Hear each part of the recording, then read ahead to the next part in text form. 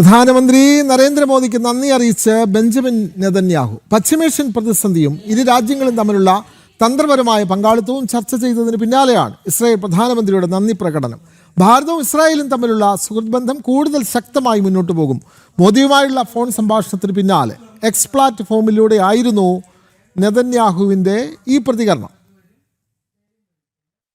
ഭാരതവും ഇസ്രയേലും തമ്മിലുള്ള ഉഭയകക്ഷി ബന്ധം കൂടുതൽ ഊഷ്മളമാക്കാൻ ലക്ഷ്യമിട്ട് പ്രധാനമന്ത്രി നരേന്ദ്രമോദിയും ഇസ്രയേൽ പ്രധാനമന്ത്രി ബെഞ്ചമിൻ നെതന്യാഹുവും നിർണായക ഫോൺ സംഭാഷണം നടത്തി. പശ്ചിമേഷ്യൻ മേഖലയിലെ നിലവിലെ പ്രതിസന്ധികളും ഇരു രാജ്യങ്ങളും തമ്മിലുള്ള തന്ത്രപരമായ സഹകരണവും ചർച്ചയിൽ പ്രധാന വിഷയമായി. ചർച്ചയ്ക്ക് പിന്നാലെ പ്രധാനമന്ത്രി നരേന്ദ്രമോദിക്ക് സോഷ്യൽ മീഡിയയിലൂടെ നെതന്യാഹു തന്റെ നന്ദി അറിയിച്ചു. നന്ദി എന്റെ സുഹൃത്തെ, പ്രിയപ്പെട്ട പ്രധാനമന്ത്രി നരേന്ദ്രമോദി.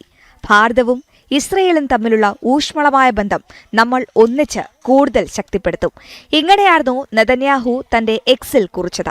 ഭാരതവും ഇസ്രയേലും തമ്മിലുള്ള തന്ത്രപരമായ പങ്കാളിത്തത്തിലെ പുരോഗതി അവലോകനം ചെയ്തതായി പ്രധാനമന്ത്രി നരേന്ദ്രമോദിയും വ്യക്തമാക്കി.